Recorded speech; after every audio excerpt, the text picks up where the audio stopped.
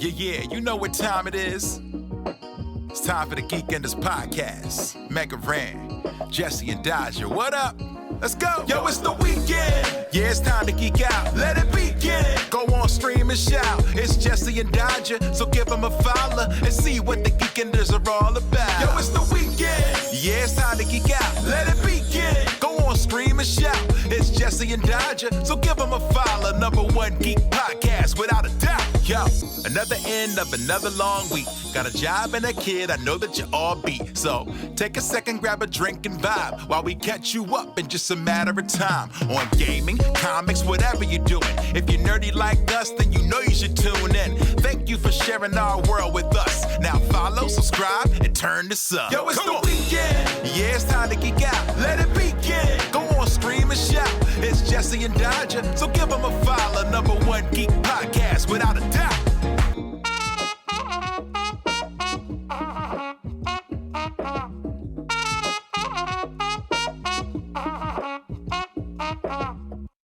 Hello, everybody, and welcome to Geekenders. Oops, delete that. To Geekenders episode 4. So far, so good. So far, so good. Geekenders episode 4 with Bronze, the lovely Bronze. Thank you so much for joining us. Thank you so much for having me. Yes, we were. It's so nice to see you both. Jesse put out that tweet that was like, who should be our next guest? And there was like 5 people that were like, that Bronze girl. Obviously. And those people probably think that they're the reason I'm here. But Jesse hit me up about this 3 weeks ago. Yeah. So, but you were one of our first people that we were like, we should get Bronze on. you didn't influence that. But but you should still be happy that it happened. True. If they're like, wait, you mean I didn't influence whether or not Bronze was on? Well, now I'm not going to watch the episode. Well, I hope they're here. They're all smiles and enjoying and having a good time. The intro got them pumped, and now they're ready to talk about life.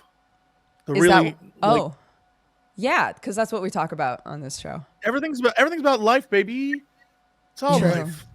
Yeah. It's all life. How is your life, Jesse? I mean, it's fine. Let me tell you it's been raining here in LA, and it does that weird thing where it like rains for 1 week in December only. And I guess it's that week, and it's been raining nonstop. And normally I'd be like, whatevs. Here's the problem. I don't know what happened. I don't know when it happened, but on my car, someone, like the front of my car, you know how cars have like ornamental BS all over them? You know, cars. Front of my car, Yeah. You know cars. Sure. The front of my car has this like little silver thing on the side, on both sides. I don't know what it's for. I don't know why it exists. But what I do know is someone came to my car and like put something up under the silver thing and tried to pry it off, popped it out along with half the bottom bit of it. So now there's just like a 6-inch like hole in my car. They didn't steal anything. They just popped it off. I think they might have stole it. I can't find that piece. Oh, I see. Okay. All I know is that now there's a hole in my car while it's raining, and so it's really great. And I had to make an insurance claim, and then they were like, "Oh, it's chill. Like you don't have to pay anything because it wasn't an accident. Like we'll take care of it. Call this number. This is the body shop that's going to deal with it." I've been calling that body shop for 2 days. No one's picking up, and I'm like, "Cool." So that's where I'm at mentally, spiritually, physically. Gotcha. Yeah. Oh my God, Jesse. That's so fun. There's just a hole in my car. A hole, like a comically large hole.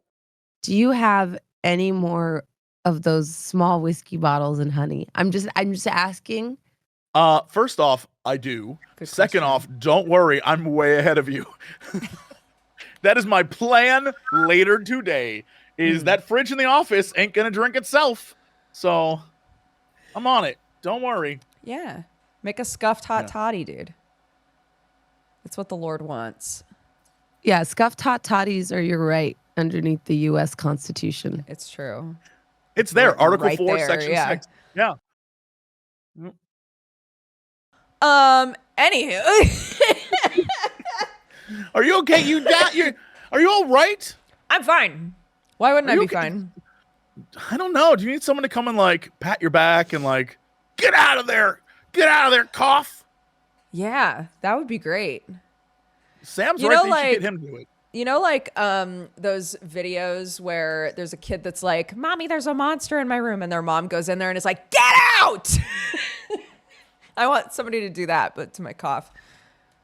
I'm pretty sure you could probably find the leader of a super church who could That's so true. Put me down. blow your illness away with the breath of Jesus. Like, I think you could. I'm willing to try it, dude. If it makes this shit go away.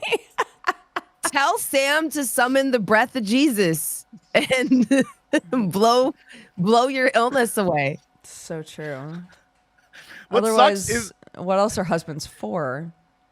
It would just be so funny to imagine him doing that with his accent. that's what I'm imagining right now. It's so funny. Yeah, it's not quite the same as Lord, get out.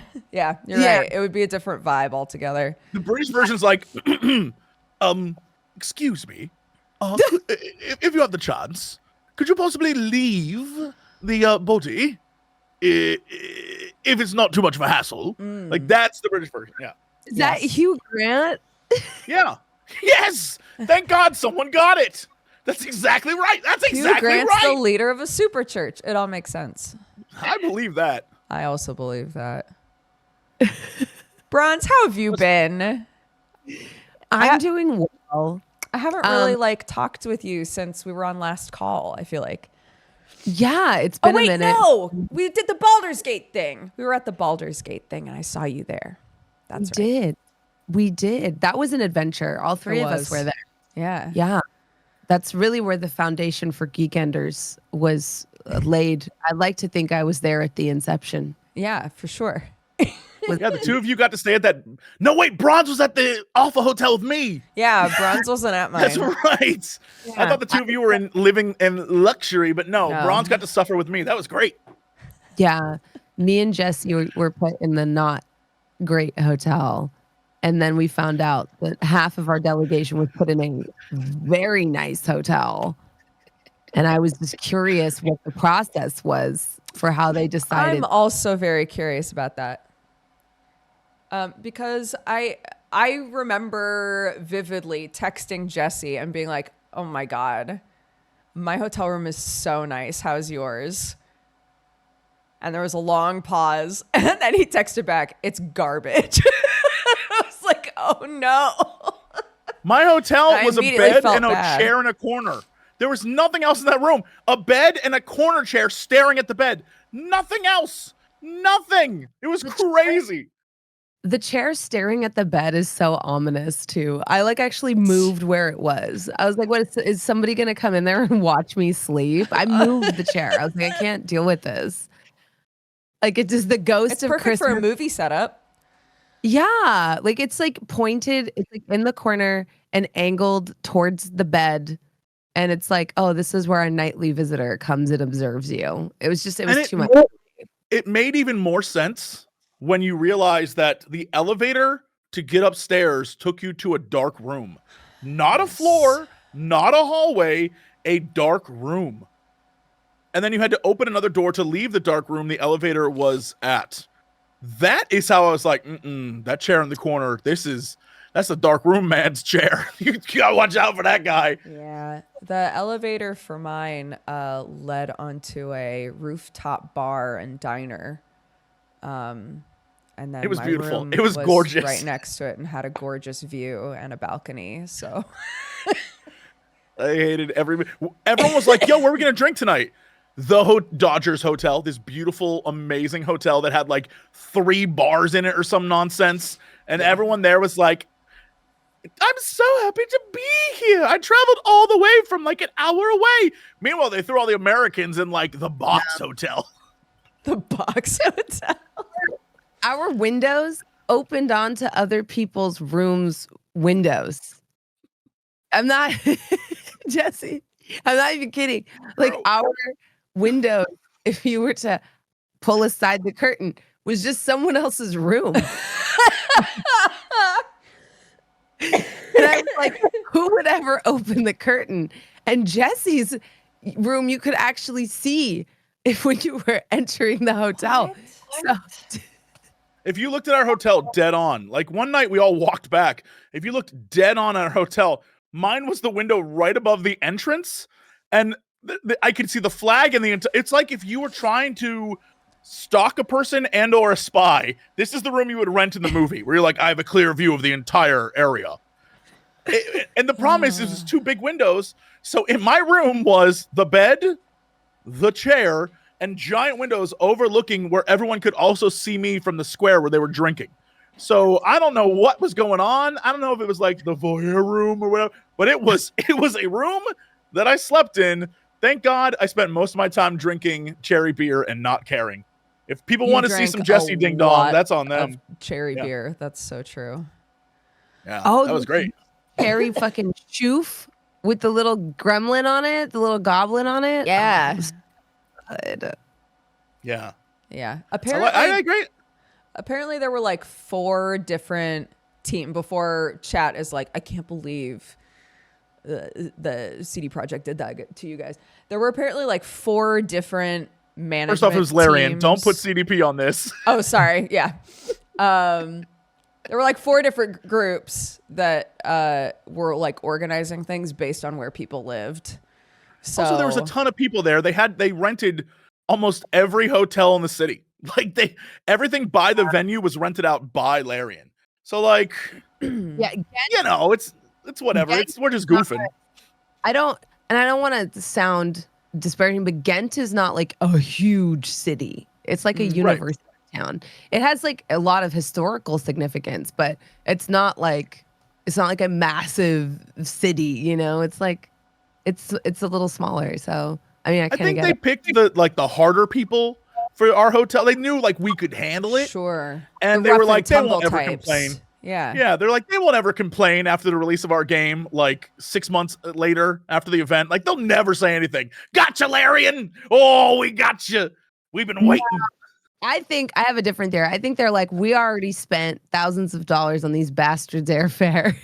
That's the truth. Yeah, you're right. That checks out. You're not getting the fancy hotel. You're getting the voyeur hotel where people can see you when you come out of the shower from the street. Because all of your budget went to your airfare, Jesse. Yes. Jesse Cox specifically. They were like, this Jesse Cox. This dude's gonna heckle us every time we have a town hall during this event, so we're gonna put him in the box hotel. Every single time I had an opportunity to heckle, I heckled, and I've never been happier. The game, I'm gonna say it. Them broadcasting a bear banging a vampire, I think only helped this game. No, it did. That's why they did it. Strategy. It's so funny, Jesse. I always love sitting next to you because we always laugh and we make fun of things and we have a good time. But I'm so like Indian because it's been half my life there that when you talk, like when the teacher is talking, my anxiety hits 10 where I'm like, you're not supposed to do that. Stop talking. You know, like I get so scared where I'm like, Sven is talking. You can't talk over Sven. Like you're gonna get us both in trouble. And the thing is, we're never gonna get in trouble. But in my head, I'm like, oh, he's gonna get us in trouble. He's talking when the teacher's talking. Oh my God. It's me the entire time. So if you actually go and look at the footage, anytime Jesse's talking, I'm like one seat over and I'm like, it's true. It's true. Like, I'm like, you can't say that, you know, the entire time. Yeah. But they love it. They love you. Mm. Well, Dodger and I were like, I think maybe the first, I'm gonna say first streamers, YouTubers, whatever, who ever visited them. Yeah, we went to visit when they were making Divinity. Divinity 1, right? And it was after they made, oh boy, what dragon? My brain is dead. The dragon game, yeah. The one where you fly around and the one that you could date a sexy demon chick and then kill her for evil. I was like, yeah, that game was amazing. And we would always talk about Dragon. We'd always talk about it. Divinity Dragon Commander. Yeah. We'd always talk about that game and how like insane the choices were. And you could follow the through line from that to Baldur's Gate, where they were like, we're still going to give you wacky choices. And I love that about them. But yeah, we're the first people there. I remember that's the first time I ever ate tuna fish on pizza. Yes. Loved it. Loved every minute of it. It was great. I also remember that I never quite got fully over the jet lag. And they'd be like, all right, so tomorrow you guys are going to come in and play the game. We'd love to get some feedback. And I'd show up and be like, I'm playing. I'm here. I'm awake. I felt so bad. Yeah. And then we saw the Daywalker, and I'll never forget her. Wow. I'll always remember her.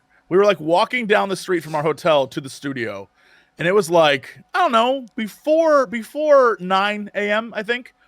And there was this gorgeous woman, but all like in kind of a robe, but also lingerie, just walking the street. And then she walked to this door. We were like walked to this door, knocked on the door, and like an old man, and I'm going to say a smoking jacket, opened the door and was like, come in. And I was like, what is the deal here? I don't know what was going on there, but I love the whole situation. I thought that was I was like, this town is out of control. It was great. I have some ideas. Oh, I mean, I have ideas too. I will not verbalize those here. Sure. Yeah. So typically on this show, we talk a little bit about like if there's anything we've watched, played, read, whatever that we've really enjoyed over the last week that we just want to talk about with people. Fuck yeah. Yeah. So that's the appropriate response, I think. Yes. Yeah. So this is amazing. It's so much better than like this new wave of YouTube that just is like something overrated, you know? Like this is so much better to have nerds being like, I watched this thing. It was fucking great. Let me nerd out about it. Like a little bit of everyone joy. You can complain the rest of the week. Today is about having a good time. Yeah. Have a good time, damn it. And if you don't, we'll know. I like to think polar opposite to Dodger. We have polar. Have you ever noticed this? We have like polar opposite energy. Go on, please enlighten me. No, Jesse, you know both of us. Don't you think? Yeah. Don't you think me and Dodger have polar opposite energy? What do you mean by that? Please expand. I have dark energy. like Dodger's matter and I'm antimatter. But you need both. And you both need to exist.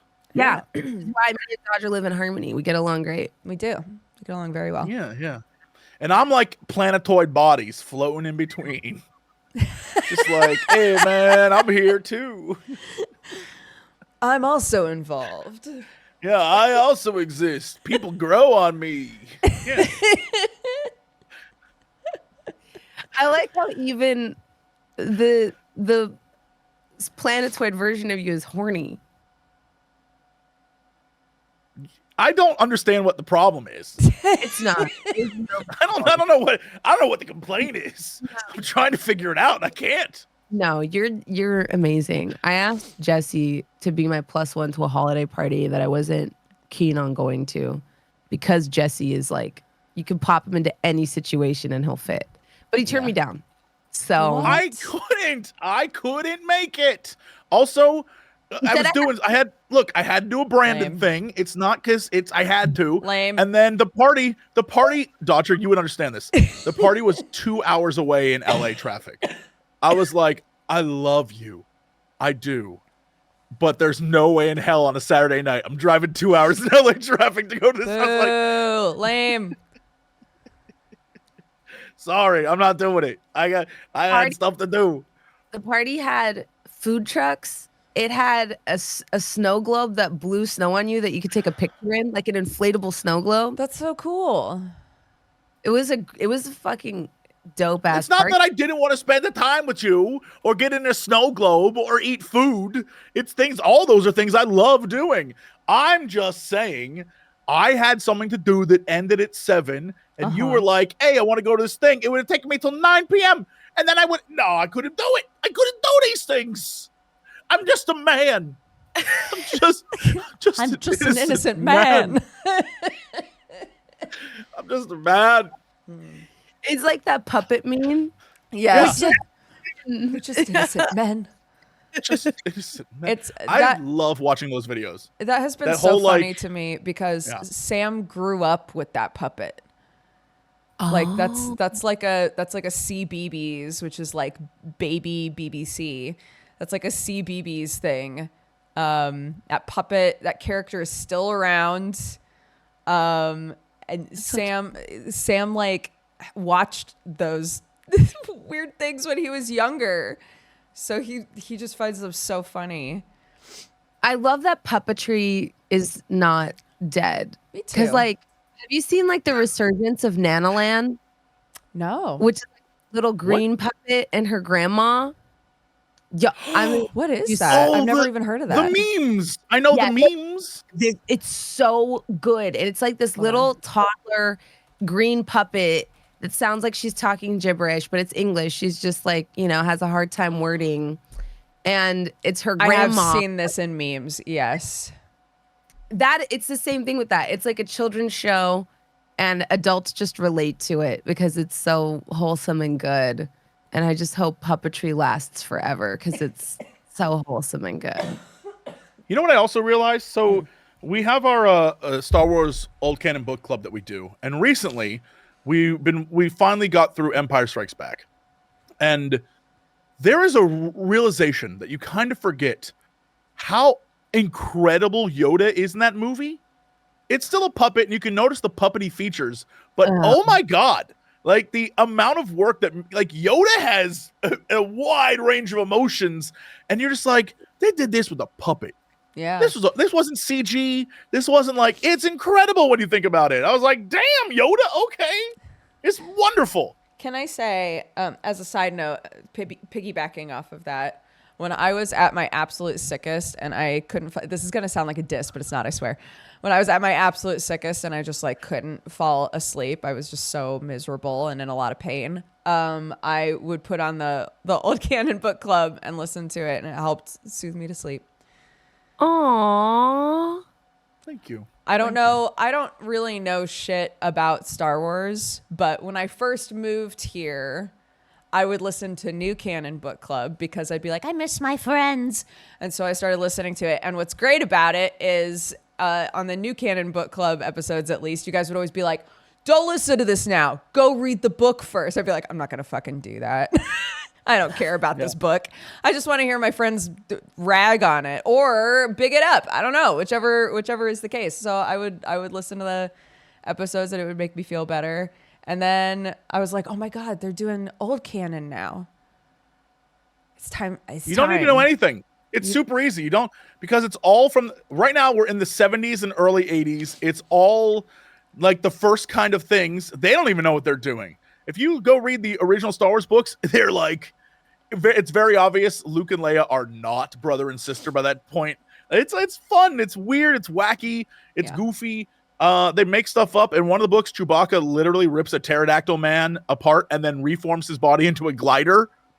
I'm not even joking. It's the craziest thing I've ever read. It's insane. Yeah, Star Wars, baby. Star Wars. Great. Star Wars, baby.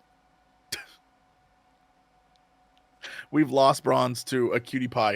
A furry cutie pie. Me will. This is my baby. This is my son. This is my whole personality. Aww. A Maine Coon? Is it a Maine Coon? He's a stray, so we're not. We think he might be related. Well, let me say something. His mom was a little bit of a hoochie, so we don't. Sure. He doesn't know who his dad is.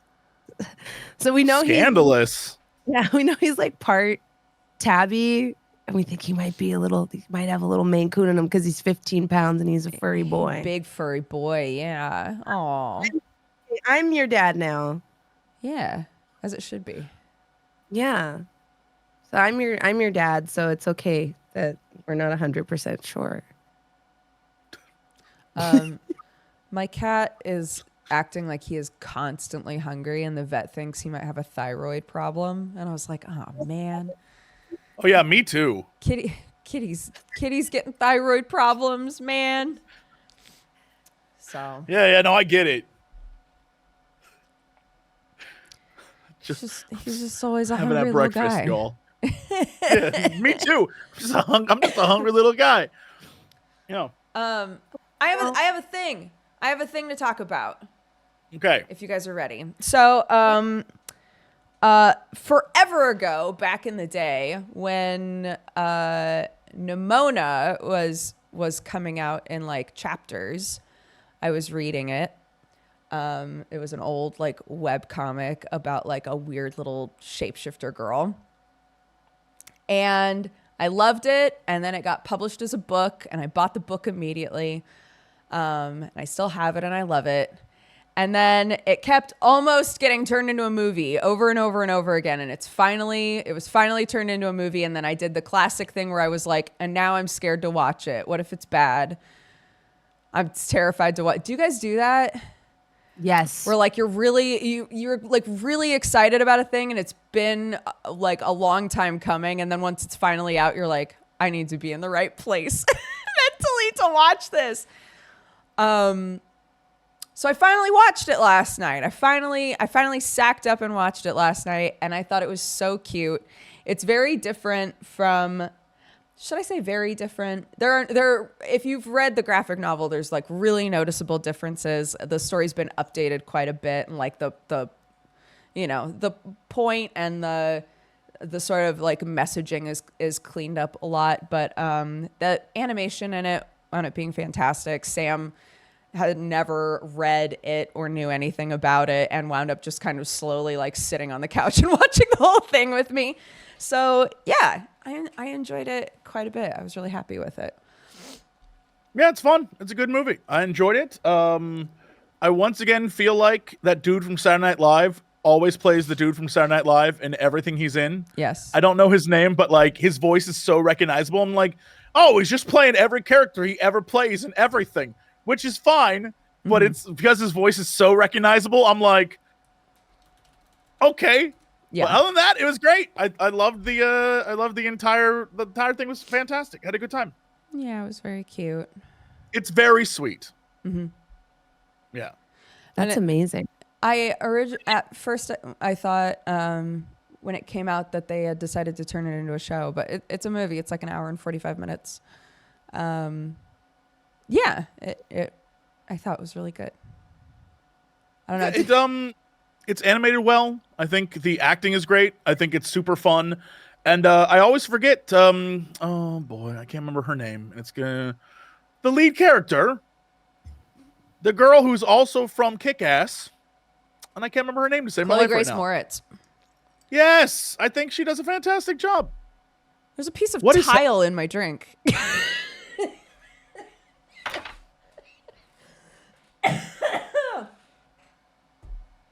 Oh, that's just called Ootsie Tootsie. That's how we make it here on the island, bruv. This is what happens when your drink gets made in a place where there's been a lot of construction lately. It's just a bit of the Christmas spirit. It's just a wee Put bit. in the drink, just a tiny bit. We call it a Hampshire pudding. Is what we do. Yep, that sounds right. That's exactly what they call it. A Northumberton pudding. Uh-huh. Northumberton pudding is crazy. Yeah. You know that's real.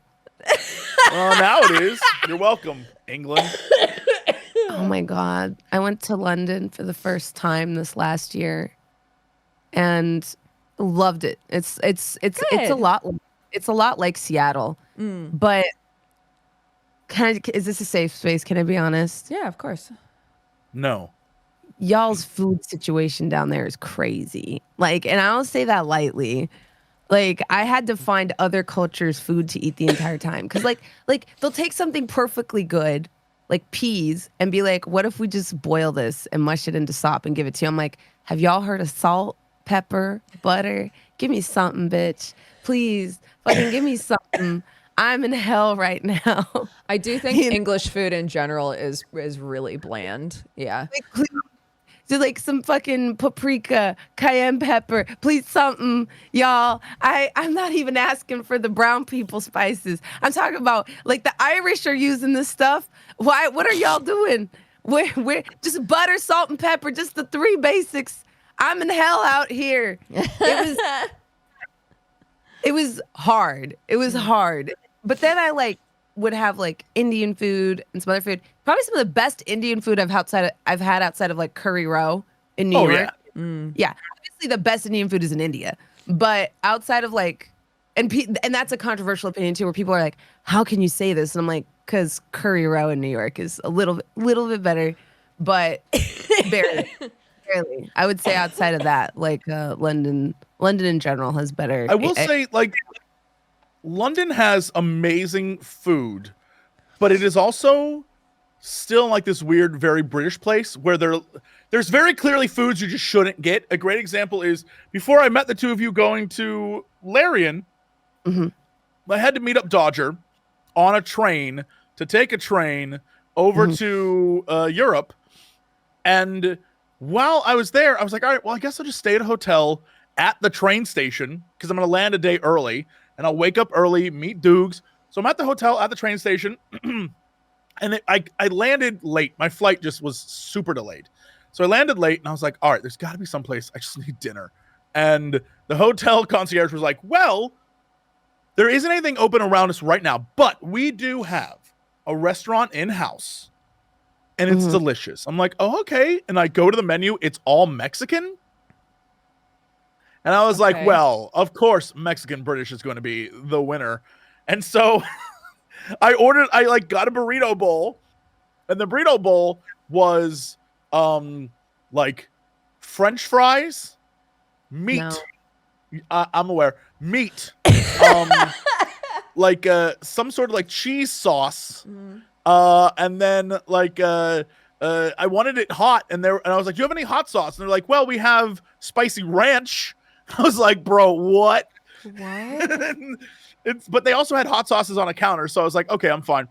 So I went to it was like, imagine everything that would go on a burrito minus rice plus chips, right? It made no sense. But it had like pico and everything else and like guac, and I'm like, this is insane. And then because I was like, well, usually what I'll do is I'll get it with the rice and stuff, and then I'll dip like chips in it, and I'll do like some sort of chippy thing. And I was like, yeah, can I just get some chips too? Crisps. And they're like, yo, yeah, we have nacho chips. I was like, perfect, thank you. I got a bag of Doritos, y'all. They gave me a bag of Doritos. I was like, stop. Yeah. Oh, that has also happened to me. It was rough. I was like, come on. That's and I realized that there is no one's just driving up from Mexico to open a food stall. You know what I mean? It's just not happening in the UK. The Mexican food situation out here is it's funny to me. Like I didn't have, because a lot of people are like, bronze, white people don't use spices. I'm like, that's actually incorrect. There's like when you go to American, like I'm talking about like you know, barbecue. I guess I don't know. Is it barbecue American? I don't know. People be using spice. Yeah. Even like in people were like seasoning their food. They know. And I'm not, like, let's get away from spices. Garlic. Add some garlic to mashed potatoes. Rosemary. These are what I consider white people spices. That can like really spice up a dish. You know? So when I would get like mashed potatoes, and I'm talking about like nicer restaurants, and they would come bland, I'd be like, girl, you couldn't even put some rosemary and thyme in there. This is the white people shit. And it's funny to me because like when you go to India, it's hilarious. We have the opposite effect. Every food that we import is not real because it goes through the desi filter is what I call it. So like our take of Chinese food is called like Indo-Chinese food because we change it so much. Right. We add so many masalas and spices to it that it no longer resembles Chinese food as it like It's no longer like Szechuan cuisine as it came over. Right. And we do it to everything. We do it to pizza. We do it to burgers. You go to McDonald's in India, they got the Maharaja Mac and the McAloo Tikki and the McCurry Pan. I'm not even kidding. Like, What is the Maharaja Mac? Hold up. yeah, because we don't eat things that haven't been basted in what we consider flavor. And it's like so funny to see like the opposite effect happen in London where it's like, if we're going to do our take of Mexican food, we're going to take all that stuff out. Because in India, we would probably add a bunch of stuff in that does not belong there. It would still be an abomination. Amazing. I'm not going to defend it. It still would be an abomination. But I always, people are like, what should I try when I go to India? I'm like, obviously, eat all the Indian food you can get. But at some point, sit down and get some Manchurian chicken. Get some like Chinese food in India. Because it is a cuisine unto itself. It's no longer Chinese food. It's its own thing now. Just because Indians have been making it for so long. I honestly believe that a lot of this is the fault of the 80s and early 90s, where I know for a fact that it was pushed on a lot of people that salt is terrible. Right. And especially MSG was like, that's killing you, dude. There was a lot of like it was during that weird period where everything was about, I just want you to go back. This is going to set the tone of what the late 80s, early 90s was. Go back and look at what people in the movie said was fat. It is like totally normal looking, beautiful people. And they're like, I'm the fat one. And that's when models were like, today I did Coke and ate ice. It is it's a weird time period where everything was health conscious, but in a warped, twisted, messed up way. So flavoring was killing you. The blander something was, the better it was for you. And I think a lot of people, especially like Western white people, bought in so hard. And so that's, I think, why a lot of food now from people who like came of age during that period, it's, they're not like, well, if I add salt, like that's going to high blood pressure and I'm done. And it's like, well, don't add the whole damn jar, idiot. Like, there's a big thing. And I think it's because that period of time, I have to believe that. It's when we ate, it's when they made chips that they were like, these chips will actually help you lose weight. And all it did was make people poop their pants. Like, it is just a thing that happened. Yeah. I guess that's like a pretty cool segue into a game I've been playing. Yeah.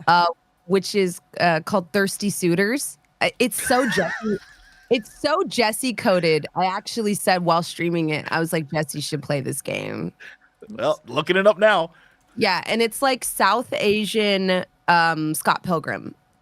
It's like you're coming back to your hometown and you have to fight all your exes that you jilted in some way and try to make amends or, like hook back up with them.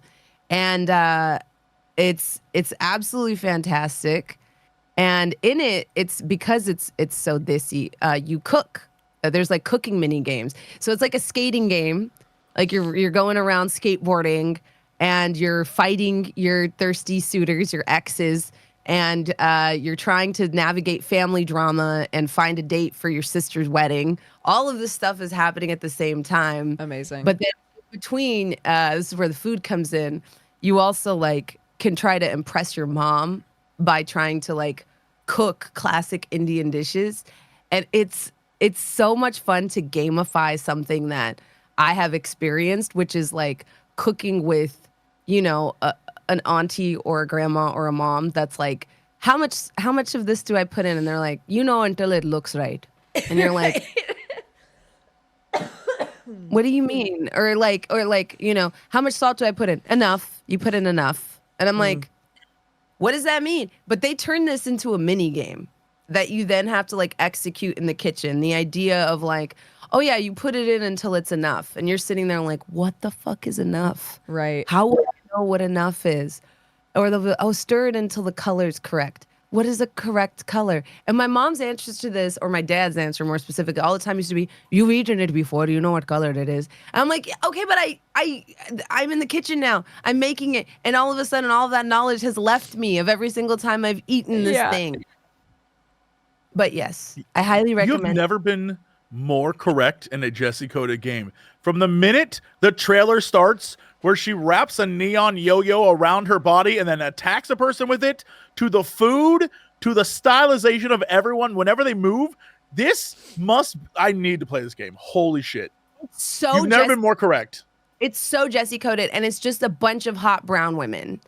So I know you're going to love it. And there's an auntie in there that lifts that I was like, this is the one that's thirstiest over. There's still my heart. It's going to be the auntie that fucking deadlifts. That's going to be the one that Jessie's like, muscle mommy, fucking step on me. Like, I don't know that this game allows you to date your auntie, but like, it's chill. I'll try. No, don't date your auntie. But I just know that's who you're going to be thirsting over. Yeah, like, you know what? I'll thirst over all of them. What the hell do I care? Basically, for me, it was character creation when I was like, this is a Jessie game. Because like, as soon as character creation's a thing?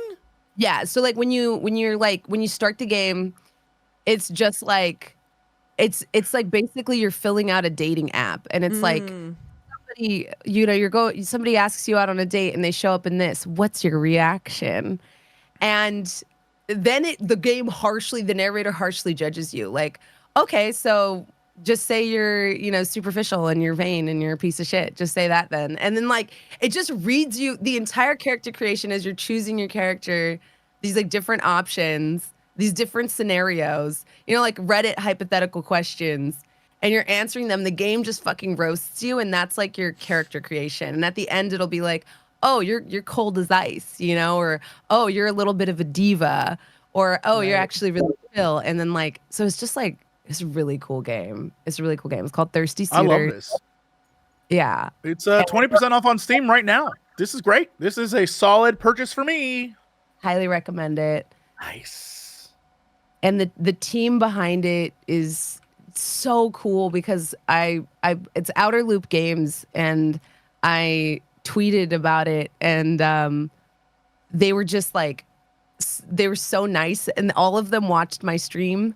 So I had people, it was so cute. I had people that had like written the game, hit me up and be like, watching you react to like these wholesome scenes. Like I showed it to my mom, and my mom was like, you did such a good job on this game that like you got this reaction from like another Indian streamer. Like they were like so excited that people so sweet connecting with it. So it's like really heartfelt, and I highly recommend checking it out. It's the same team that made the Falcon Age game. I just looked that up. Yeah. Oh, that's cool. Falcon Age is a beautiful game where it's you and your Falcon that goes like this whenever you mess with it. It's like, hey, I'm a Falcon. Yeah, I love that game. That's great. And that's 50% off too if you never played Falcon Age. You're a Falconer. If that doesn't sell you, Jessie, you can summon your mom like as a Persona style like summon. Like when you hit your limit break, instead of summoning Bahamut or Shiva, you can be like, Mom! And then your mom comes out and fucking smashes your suitors. If that doesn't sell you, that sounds exactly like the type of game I want. You have sold me in ways you can't understand. I'm in. Yeah. So that's this the game I've been playing and loving, which is, I guess, good game. To food. No, I'm here for it. That's a solid segue. What have you been doing this week, Jessie? This week we mostly let's be real. I spent a lot of time playing Jessie the Evil on Baldur's Gate. Right. That was fun. The classic. Being evil, just a true joy. I discovered, spoiler, monks flat busted in that game. Open hand monks, just so broke. I can't even begin to stress this to you, but whatever. Jessie the Evil, been doing that, and then we spent all of our time working on what I can only describe as the sassiest award show that ever was. The Coxies exists now. I saw many over on the YouTube channel. Yeah, many little promos for that. It's a pretty sassy, little sassy show. I did little sassy award show. It has an in memoriam if that works for you. What's the in memoriam about? Who did we lose this year? You have to find out. And then yeah, I've been doing that, and then I guess like starting. Oh. Before I say starting Twitter drama, which is the thing I do, I must shout out the game Ready or Not. I must shout this game out. Yeah. Ready or Not is a 4, potentially 5-player co-op. I mean, you can play it by yourself where you can manage your team, but you're basically a SWAT team. And this game is so much fun on multiple levels because basically as a SWAT team, you by yourself or with your friends are just doing missions where it's like, all right, guys, we got to go in and, find the hostage. Or we got to go in and take out the cartel and find the drugs. Like that kind of stuff. Except it has like a difficulty to it that is ludicrously hard. So you actually have to strategize and work with your team. And it is, I don't know, there's something incredibly fun about it. It's just, you would think it's you're shooters, and you're like cops, and you're going in with but there's something about each level that is different in fun, wacky ways. So a great example is, I think it's level 3. There's you're trying to like bust a drug den, and it's 2 houses that have like a tunnel underneath it, and inside there are people who are just people who are addicted to drugs, and you don't want to get them, right? There's also people who are like making the drugs, and they're the bad guys, and they're trying to shoot you, so you have to make sure you don't hurt good people, and at the same time you can't just go in guns blazing, because if you do, you get penalized for it. Like you have to be like, drop the gun, put it down, like what are you doing? And then if they shoot at you, then you can engage. Like you can't just be like a crazy psycho. And what's amazing about that level is while you're doing the level, the art in the background. So a great example is, I guess because they're like meth heads, they also are drawing weird art. And on all the walls, I swear to God, is the Babadook. Someone's drawing the Babadook, and it makes it so creepy. The whole level is super creepy. And they there's weird people have drawn like weird portals on the wall. There's like weird noises. So it's this thing that's like a normal thing that they add this extra creepy layer to. And then there's one mission is there's a guy who's holding, I think it's supposed to be his mom, hostage in an apartment complex, but the entire time you're hearing gunfire go off, and it's like, what the hell is this? And literally in the apartment complex are a bunch of streamers playing basically the same game. Yeah. So you have to like not burst into their room and shoot that place up, and at the same time find out where. It's got like little tiny things like that make it better than just your normal stupid, we're going in and we're going to, something about it is so much fun. And it's the trial and error. Like it isn't like one of those games you can take like 50 shots. If you get blopped, you get blopped. There is no like, I got hit by like 15 guys and I'm still going. Like if you try to kick down a door and it doesn't go down, you keep trying to kick it, you'll break your leg. Things like that. Yeah. There's a lot of like fun little, and I can't describe. Normally these are games that I would not like. I would be like, nah, whatever. Oh my God, chat's absolutely correct. Trademark. So there's one mission where it's like, hey, there's this like vineyard out in the middle of nowhere. We need you to go there because there's some suspicious activity or whatever.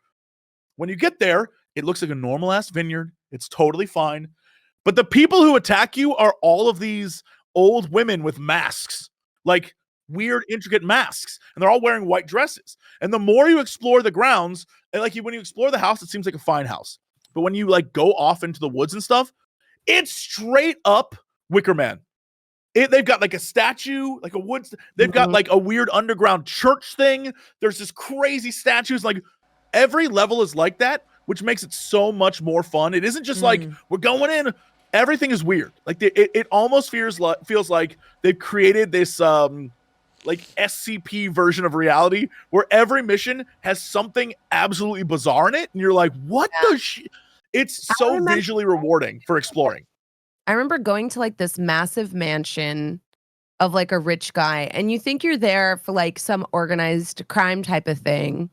But then when you start going through the computers, I think that was the mission where you realize like it's like sensitive materials, like unethical pornographic material that you're like, yes, you remember yes, that? You're like yes. actually trying to like find every single laptop, find every single hard drive that has this stuff on it. And there's like innocent people in the compound that are like being trafficked. So like it's weird because it also doesn't feel like it's like violence simulator. It feels like it's like a puzzle you have to solve. And the first 3 times we went into it, me and my squad like got wiped because we just got taken out so quickly because there's no way to like revive someone. Like if you get shot in the chest, you're done. So then we started looking at like, well, what loadouts can we each specifically bring? And there's like a little camera you can put underneath the door to like go and see if there's somebody on the other side with a gun to somebody's head, or if there's like a trip wire. And there's like all these different things you can take with you to try to help you like navigate it, I guess, or figure out where people are because it changes every time. So it does feel like more like a puzzle game. It's like That's absolutely how I would describe it. Puzzle game is correct. Yeah. This idea that everything you do is a puzzle. And what's crazy is the puzzles also change. So every time, if Bronze and I were playing, if like the 3 of us are playing right now and we wiped, right? When we went back to do the mission again, everyone's location changes. The house is still the same, but locations change. The different people there change. So it always is changing up. So you never really know how to solve a thing. So you have to use what I assume is like standard issue procedure. I don't know. But one of the things that's fascinating about it is even if everything's going okay, you could be like, hey, get on the ground, man. The guy's like, I don't want any trouble, dude. If you're alone, sometimes the dudes who are on the ground before you can cuff them will just pull out a knife and charge at you. And you're like, what the hell? And they'll start stabbing you. So you have to like constantly be on guard. There's, you can throw down, like neon lights to be like, all right, room cleared. But then you have to decide, all right, do I want to close doors? Do I want to keep doors open? Because eventually when it gets down to it at the end, if there's like one guy still left in the house, you're gonna have to go back through and try to find this dude. And he's moving, trying to escape you, and you're moving, trying to find him. It's wild. I've never been so enthralled by a concept for a game. Because again, normally I'd be like, okay, so this is a SWAT game where I just murder everyone and like, gotcha, you're under arrest. Not at all. Not even remotely. It's fascinating. Yeah. I'm so impressed by it. But it's also a frustration sim. Like you and your friends will get murdered a lot. You will die. It's just gonna happen. It's like your communication with each other has to be so on point in order to navigate and like beat the game, because it's not about how good you are at shooting. It's so much more like how good you are at like, because you're always outnumbered. It's always like 5 to 1 when it's your squad versus like an entire compound. So like it's like what Jesse's saying, like you have to have each other's back. You have to watch each other's 6 a little bit. You're trusting that when Jesse says, hey, this room is clear, that it's clear. So you're going to walk past it. And if someone pops out of there and shoots you in the back, it's like, Jesse, I thought you said that room was clear. Right. And the enemy is like, I didn't realize how smart they were. There was one mission where we cleared a room, and then I don't remember who it was. Someone went in the room and someone was hiding under the bed and came up under the bed and attacked them. Like that kind of thing. I was like, yo, that's good game design. It's that kind of stuff that really got me. And like I said, this isn't a usual thing that I would enjoy, but I am enjoying it tremendously. And what's great is if you play it single player, you really don't have to deal with the randomness of your friends doing random stuff. Single player, you're basically the leader. And so you can, one of the things, like the very first mission is just like, there's a gas station takeover and you got to go like stop these guys. And you could be like, okay, red team, go to this store. Blue team, go to this store. I'm going to go to this store and I'm going to sync it. And on my mark, we're all going in. And so you can sync it and then everything happens. And it's like, yo, that was efficient and very cool. And because the AI is so smart, your team will just, they'll tell people to get on the ground. If anyone gets in their way, they'll be like, yo, they'll like pop. And then they'll collect the evidence. They'll like handcuff. They'll do all the work like a smart AI would. And you're like, all right, that's cool as hell. I didn't have to like go around the thing, do all the stuff. They'll actually do stuff for you. It feels very much, Dodger, you'll appreciate this. In Final Fantasy 14, when there's a quest where it's like, we need 6 bear asses. In normal MMOs, you have to go collect 6 bear asses, but in Final Fantasy 14, the rest of the scions are like, all right, well, I know there's a few over there, so I'll go get that. and they'll go get that one. You just need to get one, and it's like, okay, it's that vibe where it's like, oh, thank God, I love that stuff. So collecting bear asses. What did the bears do? I don't know. Sometimes you need that bear ass. I don't know. I don't make MMOs. I'm not an MMO designer. I don't know. Bear asses. It's a thing. Wait, do you mean like bear asses or like bare ass as in a naked ass? I mean, whatever you want it to mean. Okay. Okay. Yeah. Who knows? I agree that it's fun though. Mm-hmm. It has the kind of same vibe as Lethal Company. Except Lethal Company is you have no way to actually do anything except for running and be scared. But it's the same thing. It's the same, like, we have to communicate. We have to talk about where we're going and what we're doing. And some of the missions have a limited time. Like there's one where there's a bomb that you have 10 minutes to defuse, right? There's things like that I don't know, it's the same vibe. And I love finding games like that. So oh my gosh. Speaking of, I did some modded Lethal Company for the first time. What did you mod it to do? So there's one mod that makes it so there are fake fire exits. So if you see a fire exit, it might be real or it might be a mimic, and it just eats you.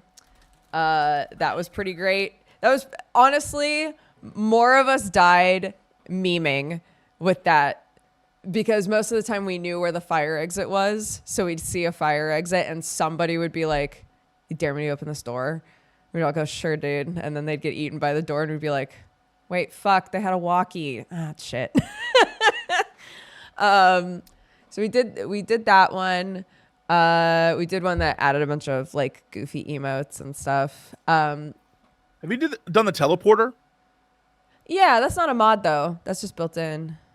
Oh shit! You just have to buy I never had seen that before. So when I finally did a modded thing, it had that in there, and I was like, "Oh, this is a fun mod."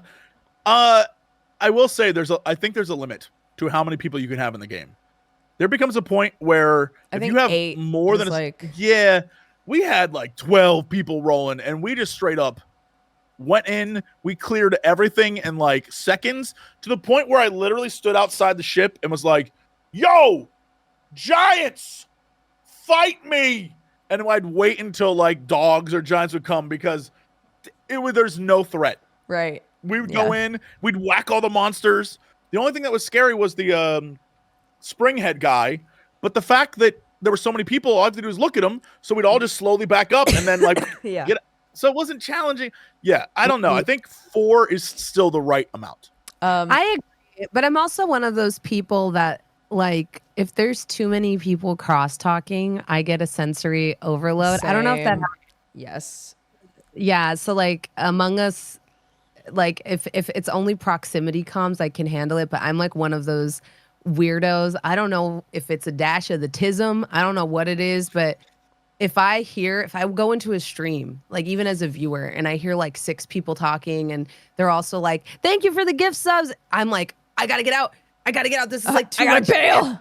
Yeah. I gotta get out. Yeah. And so like when I see like massive lobbies for games, I'm like, oh, I can't have that many people talking to me at one time. It just like upsets me on a spiritual level. It like it's just too much to process. I get annoyed like very, very quickly. Yeah. So it's like a lot of that people is like a good number, and like that's it.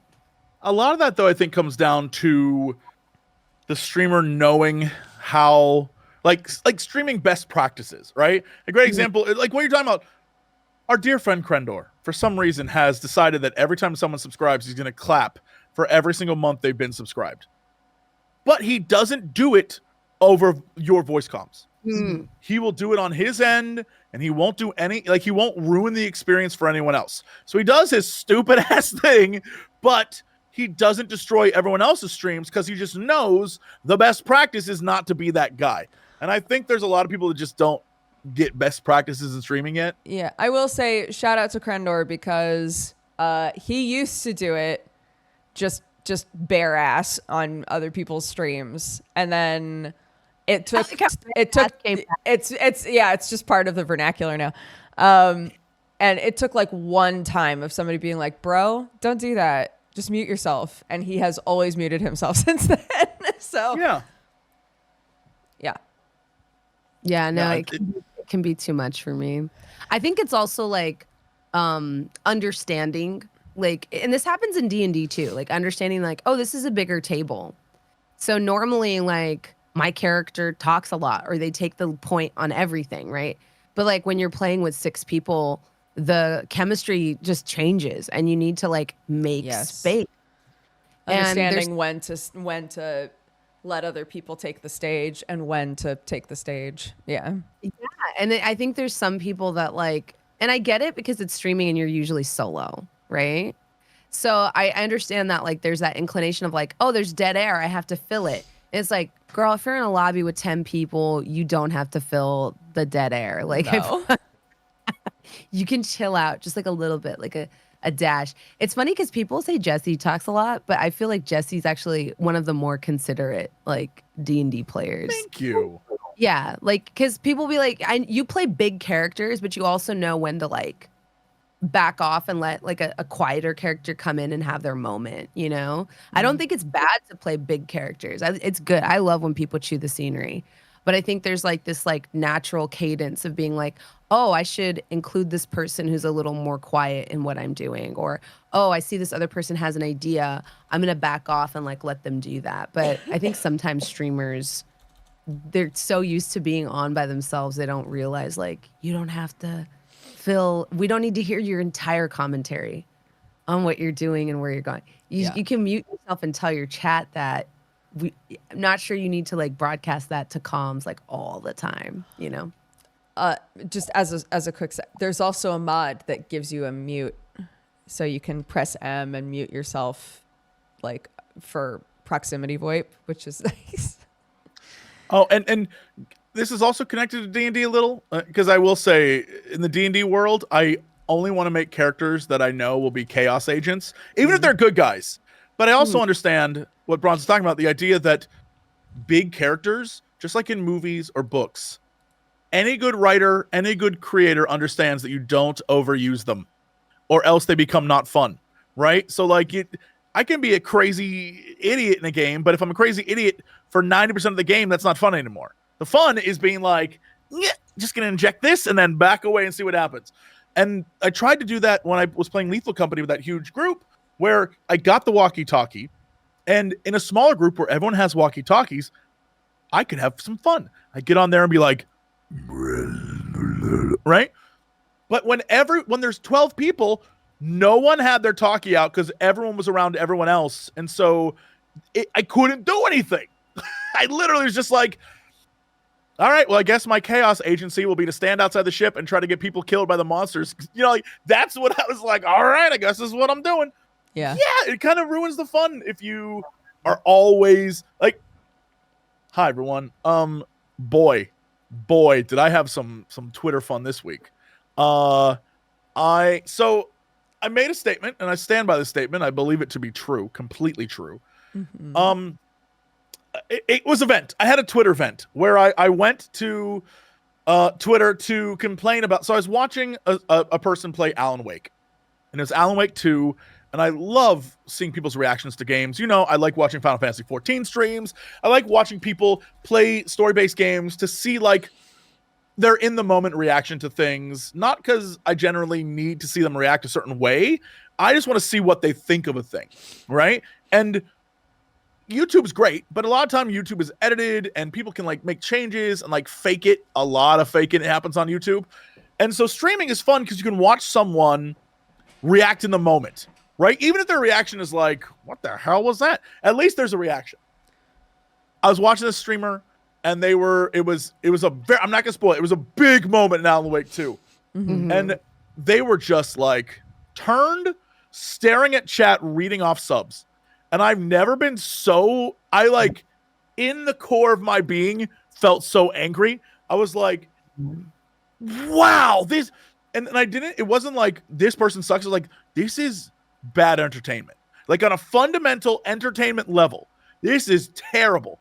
So I went to Twitter and was just like, yo, I have a streamer ick. I never had one of these before, but I got it. I got it. And it's when you are just like in the middle of a major, like if you're playing a story heavy game and you're in the middle of a story heavy moment and you turn and you're like, hey, thanks, do me 22 for the 8 months. It kills it for me. And I know it kills it for a lot of other people too, because it's like a thing. They're there to watch the moment. Boy, oh boy. People read that wrong. People did read it wrong. And okay, so your take wasn't even a hot take, right? No. You actually have a hot take about this. Uh-oh. Which is, I know, I'm so sorry to come here on y'all's good Christian podcast and shake it up. Say it. But I feel there's out this loud phenomenon among streamers of like a moral superiority in some ways, because it's like we're all about, oh, do what you want on your stream to, you know, make the content you want or make the money you want. But then there's always like this like superiority that comes in of like, imagine not thanking your subs. I think, or like I was talking about, if you get a lot of followers, I turn off follower alerts because I have, like I said, sensory issues. So I'm empathetic to my audience that maybe can't hear this sound or this flash going off every 10 seconds in the corner of the screen. I've been streaming forever. I thank each and every single follower because I'm just so happy that you're there. And maybe if you, and so if you are not thanking every follower and you're not grateful that someone took time out of your day, this is why you should support small streamers. I'm like, what the fuck is this shit that you gotta verbally fillet every single person that comes into your channel and prostrate yourselves before them? Like, oh my God, thank you for being here. Like, I get that that's how you want to run your stream, and that's fine. But for you to have this like, oh, see, but I like my community more. I care about my community more. Bitch, I do too. That's why I don't do that shit. That's literally why I don't do it, because I care about my community, because I want them to have a good viewing experience. And if we're playing a video game and there's like, you know, alerts going off every 10 seconds and it's the same audio cue and it's happening constantly, that's annoying for them. And I know that because it's frustrating for me to listen to that same alert. And so I hate this sort of like this like highbrow feeling of like, well, I'm grateful for each and every person that comes in. I promise you, so is Dodger. I promise you, so is Jesse. Like, we're also grateful. It's just, we also are, because we love our communities, because we're happy that y'all show up, we also want you to actually enjoy the show. And that's not a horrible fucking thing, right? But it's only, I feel like it's on Twitch where you get these like, well, those of you complaining that you drop in viewership if you play this other game, I would never care because I'm just grateful for each and every person that's there. Like, okay, when you're done sucking your own dick, I guess come back and we can have a logical conversation about this.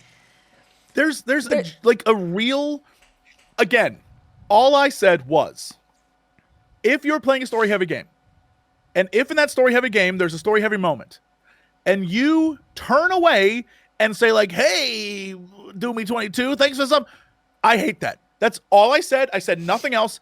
And the vast majority of people who disagreed were like, so what, we don't talk during streams or we don't acknowledge our it's like, that's not what I said. And so I literally spent 3 days.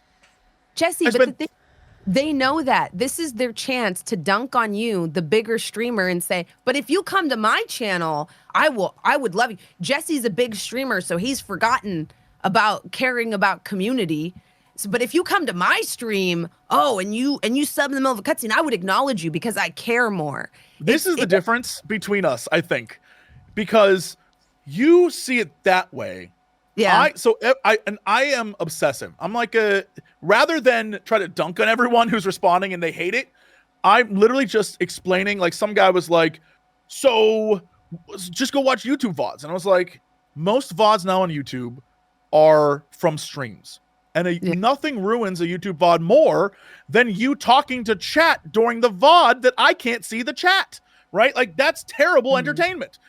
People were like, Jesse, well, what do you want us to do? Like, we have to acknowledge. I was like, wait 2-3 minutes, then acknowledge them. Just don't ruin the moment. Remember, there are other people watching besides the one person who wants your attention at the moment. Give the other people watching the benefit of not ruining the moment because that person just picked a terrible time to sub, right? Like, I'm just sitting there having like reasonable conversations, But I also looked at everyone who was complaining, and everyone who's complaining had very small followings, had like very small like subscriber counts. And I think I understand, like, from a empathetic way, that if you are new at this and someone shows up and gives you their money, that's huge. And so I understand how mentally you're like, oh my God, like, I have to believe that's the reasoning. But my like best practices for them is, okay, fine. But as you continue to grow, remember this point. If you're going to choose to play a story game, eventually you can't just sit there and think. You're going to have a whole stream of thanking people. You're going to be sitting there. You have to, at some point, adjust what you're doing to be a better entertainer. And I've come to the conclusion that in the course of what we've done, I think the three of us have been doing this long enough to say that there's like a generational gap or some sort of gap where there are streamers who do it because it's like an entertainment thing, where they are entertainers who entertain, and they're thinking of like, okay, I'm not just trying to entertain the people here, but the people are going to watch 6 months from now. There's all these different things you're thinking about as like, I'm trying to create the best entertainment for the people watching. And then there are people who it is a job, and they've only ever seen it as a job, and the job is to get bits and make as much money as possible. And that's like, there's a different trajectory of both. And I always am just like, well, if you're going to talk and you're going to focus on chat, then why not just do just chatting? Or why not pick think about that first too. There's a whole lot that goes on with it. And I think a lot of people just aren't like keyed into entertainment. I think you're right. Thing. I think there are people that are selling kind of almost like a parasocial thing, right? Like they're selling company. And then there's people like, you come to their chat so that you don't feel alone, and they're going to acknowledge you, and they're going to talk to you, like each and everything, and they're going to hype up your subs. And I think there are people that are like content creators, and I guess like you're right. Some of the takes to your comments or to your tweet weren't bad faith takes. So I actually do take that back. Some of them were like people legitimately curious. But some of them, you have to admit, were just people that were bad faith takes trying to dunk on you to make themselves look good. It was like there was some, what is it called? Virtue signaling? Is that what you're I saw some of those, and I will say, this one girl, she was signaling hard. Yeah. And she was going in, and I just like very calmly responded, and suddenly her entire attitude changed, and we had like an 8-tweet conversation. She was like, you know what, in the end, you're not wrong. And I'm like, oh, I'm aware. It's just, and I think like, it's so weird because I understand like, oh, if you're a small streamer, you feel like you have to, but I think what's something that a lot, so first of all, I don't think you should make being a small streamer like your personality or your brand. I think that's like the first mistake people make, where they do like, well, as a small streamer, girl, you're just a streamer. If you start making this a part of your personality and your brand, that's gonna like burrow into your head. It's not a personality trait, right? And then number two, I think they have this assumption that like those of us who have had a little bit of a following now, that we never were at the point where we had 10 viewers in our chat. So we're just talking out of our asshole, right? But the thing is, we were. So like when I say this, I say it with love, right? Because I'll say it. The first time I went viral, and what bumped me from 10 viewers concurrent to 50 was, which doesn't seem like a lot, but it's huge when you're starting out, was I played Final Fantasy VII for the first time ever on stream. I didn't know anything about this game, and I was in a uniquely poised position where I moved to India when I was 8. So like Final Fantasy wasn't the biggest game over there. I didn't know anything about it. I didn't know anything about the major plot points. I came into this game completely blind as a retro streamer and played it on stream. That clip, I didn't even make that clip. This is before you even had Twitch clips. Somebody made a clip of me reacting to a huge scene in that game where a pivotal character passes away. And they put it on Reddit. And it went viral.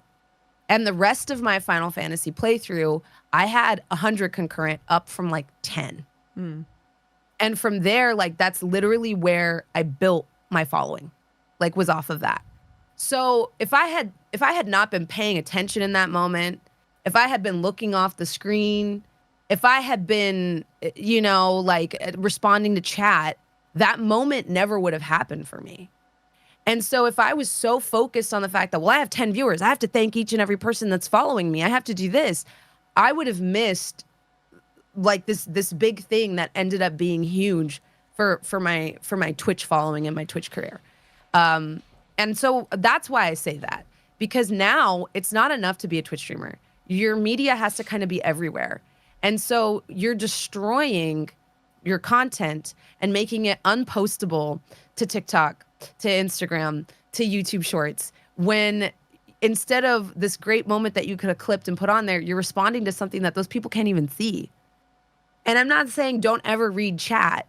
It's just like, if there's like a really cool moment, just sit and enjoy it for a moment with your chat. They're still there. And then take a beat and then thank them afterwards, because that same clip it can be your marketing on 8 different websites. But there's like certain people that act like you're the devil, you're the demon if you are trying to give them advice, because it's like you're the enemy because you're the full-time streamer and you don't know what it's like to be a small streamer. And I'm like, you're smoking crack. We literally, we're not industry plants. None of us are Jeff Bezos that we came into here as millionaires, as full-time streamers off rip, right? Like most of us started at like fucking 3 viewers and worked our way up. So we know. I think what people forget is that, especially Dukes and I, we started when there was no money involved. You couldn't make money off of any of it. You weren't making money. We did this to do it. It's not like we're over here just like, can't wait for them X bucks. Like, we're not doing it. We're not literally, we're just, all I was saying was, I was like, okay, this is something I hate. And then people came at me, and then rather than like attack back, it was like, all right, I'm going to just sit here and have a conversation with people who clearly are new at this. And I'm just going to be like, look, I'm not saying don't talk. I'm not saying don't acknowledge chat. I'm just saying, in this one specific genre, in this one specific moment, just don't do that. It's just good practice. If you want to play Fortnite and talk with chat the entire time, you'll probably lose. Or if you win, that's amazing. But go nuts. If you want to play Minecraft and like if you're playing a fighting game, it's all situational. It's all about understanding the audience, the expectations of the audience, what people want. And I promise you, if you're trying to grow, right? Like Bronze was saying, if you are fine with where you're at and you just want to like live that life, awesome. I don't care. But if you want to grow, no one's going to come see your content or want to look at what you're doing if when they first tune in they're like, oh, damn, it looks like, Shadow Nasty 69 is playing the end of Final Fantasy 14 Endwalker. Oh, I can't wait to see the reaction to that. And they tune in and you're in the middle of the ending chatting with chat while that cutscene's playing. People are going to be like, next. And it's just going to, that's just the way it is. That's how I want to just be like, let me help you. Yeah, I think, I've changed up how I've done alerts and interacted with chat loads of times. And I went through the stage where the second I got a sub, I always read it out. And then, went through a period of time where I had no alerts whatsoever, just to see if that made it, had more of like a chill vibe if there just weren't alerts, But at the end of the day, it feels like for most people, the best option, as you're growing, if you're huge and even if you're small, is to choose moments. If you play a game that has consistent, like, some sort of a shooter game or something where at the end of a match, you can like have a minute and be like, I'm going to read off everything now. We have chat alerts for a reason. It's very easy to have something that pops up to be like, thanks so much for the subscription. Dingle Dangle 87 is going to read that off at the end of this match, right? Sort of a thing. There are ways to inform your chat. Like, I appreciate that. Thank you so much. But in the way that we do it is we'll take a break and we'll read everything off. At this point now, sometimes I read stuff off as it happens in chat, but I pretty much always promise to read everything off at the end of stream. So I'll just read the whole shebang. In case I just don't have an opportunity, and that works fine for me. You just have to figure out what works with your community, and it is going to be different depending on how many people are watching. It just is. So, and also like the type of content you do, you know? Yeah. And I think like there's a stream for everyone, right? Like there's TV shows and there's media for every person. And I think like I've had to accept that about myself, because like for me, the worst month to watch my friends is October because of the scare alerts. Girl, I'm editing on a second computer. I can't do this shit. My heart is too it's not cute. But here's the thing. I will never be like, if you're doing scare alerts, turn that fucking shit off. I'm just like, okay, that's you. I'm not gonna watch you for a few weeks, and when you return to sanity, I'll be back, because I can't be doing this like, wah! Like I'm like, oh God, I'm just trying to edit my YouTube video, please. yeah. And I'm sure, and here's the thing, I'm sure there are other people who feel that way, that are like, I can't do these scare alerts, or I can't do these like jump scares because I don't even play jump scare video games. But I'm sure there's somebody else that loves seeing the streamer react or jump a foot in the air every single time. And you're right. It depends on your audience, the content you make, how often that stuff is happening. I think like every person's different. Mm-hmm. I would love to know your two thoughts on this, because I don't think I'm good enough as a streamer to truly understand this. Soajao, I think, boy, I hope I said that correct, in chat said, I don't know if they read chat. Hey, I do. I'd love to hear their opinion on ad scheduling. Honest to God, I have to turn my ad stuff off most of the time, because most of what I'm doing, if it is a story-based game, I'm in your head. I understand that it seems like almost every time something happens, an ad pops in up. that and I'm just like, what? And what's crazy is on the back end, the best way to describe it is Twitch will be like, yo, we'll give you X number of dollars if you play these ads and just click this button. And it's like, you can either do 3 minutes of ads an hour, or 4 or 5, or sometimes 7, whatever the case may be. It's 7 right now because of a holiday deal. And I was like, 7 minutes of ads? When the fuck am I is doing a lot. that? Anyways, And what it will do is it will allow you to like chunk it, right? And you can select how many, you can like, okay, well, how often do I want it? And the options are either bigger chunks less often, or smaller chunks every like 5 minutes. And it's crazy. But there is no, okay, we can set this thing up. It's insane. And then it will let you have 3 like pushes where you can push the ads 3 times away. But other than that, I have no idea how to control that for you, the viewer. In fact, I think it is hyper intrusive if you're trying to play a story-based game and those ads are there. But I get it. There's sometimes I'll just forget. Like one time playing a game and I saw comments be like, ads now. And I was like, uh-oh. Like, it happens. But for the most part, I'll be like, okay, today I'm doing a sponsor streamer. Like, okay, I'm just going to turn it off. And it sucks because then sometimes I forget to turn it back on. You're like, well, that's how I'm going to make my money. So it's very, honestly, not a fan of it. But I would love to know what you two think, because I do it less. I'm a less often streamer than the two of you. So I make a 2-hour buffer. I asked for a button that is to run 6 minutes of ads. And at the very start of stream during pre-show, I run 6 minutes so that I have 2 hours where I'm not going to be bothered. And then once the thing pops up being like, hey, ads, that tells me this is time for me to get up, stretch my legs, and pee. So I take a break. I run 6 more minutes of ads, which feels so excessive, but like it's the best way to make sure that we just have a huge chunk where we could just play and ads aren't going to run for no reason. I try really, really hard to schedule them during breaks and to keep an eye on when they're trying to pop up.